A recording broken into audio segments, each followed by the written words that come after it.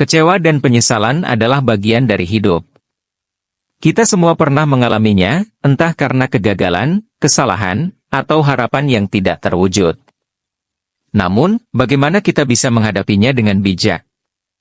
Filosofi Stoikisme menawarkan cara untuk menerima dan merespons kekecewaan dengan tenang dan rasional.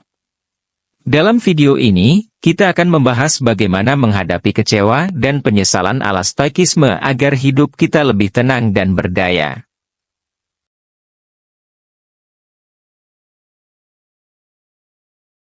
Salah satu prinsip utama Stoikisme adalah menerima kenyataan sebagaimana adanya.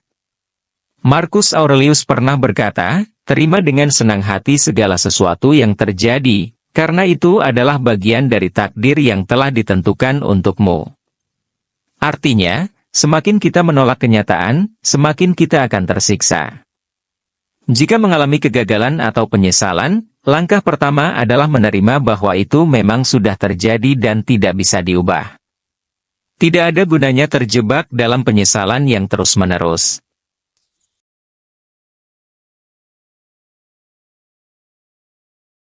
Epictetus mengajarkan bahwa dalam hidup ini ada dua hal, yang bisa kita kendalikan dan yang tidak bisa kita kendalikan. Kita tidak bisa mengubah masa lalu, tetapi kita bisa mengendalikan reaksi kita terhadapnya. Alih-alih terus-menerus menyalahkan diri sendiri atau orang lain, lebih baik fokus pada apa yang bisa dilakukan ke depan. Kecewa dan penyesalan tidak akan membawa perubahan apapun jika kita hanya meratapinya tanpa bertindak.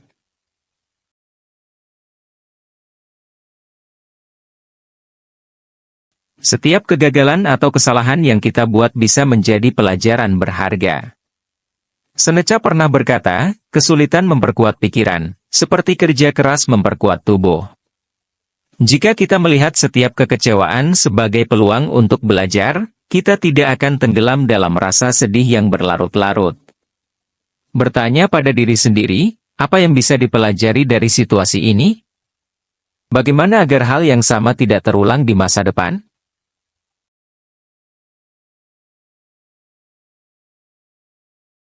Banyak orang merasa kecewa karena menggantungkan kebahagiaan mereka pada hal-hal di luar kendali, seperti pendapat orang lain, hasil pekerjaan, atau harapan yang tidak terwujud. Stoikisme mengajarkan bahwa kebahagiaan sejati berasal dari dalam diri, dari bagaimana kita melihat dan menafsirkan dunia. Jika kita bisa mengubah cara berpikir kita, maka kita tidak akan mudah kecewa dengan hal-hal yang di luar kendali kita.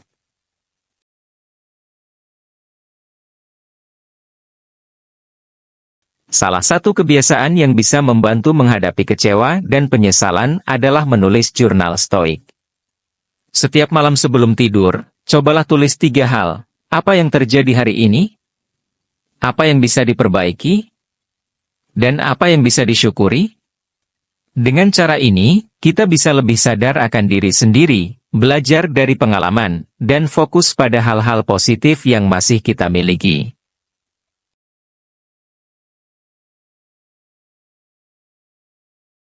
Menghadapi kecewa dan penyesalan bukan berarti kita mengabaikan perasaan tersebut, tetapi belajar untuk menerimanya dan mengelolanya dengan bijak.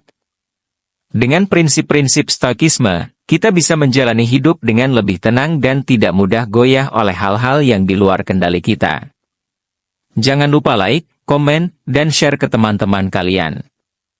Dan tentu saja, subscribe channel ini supaya tidak ketinggalan video berikutnya. Sampai jumpa di konten selanjutnya.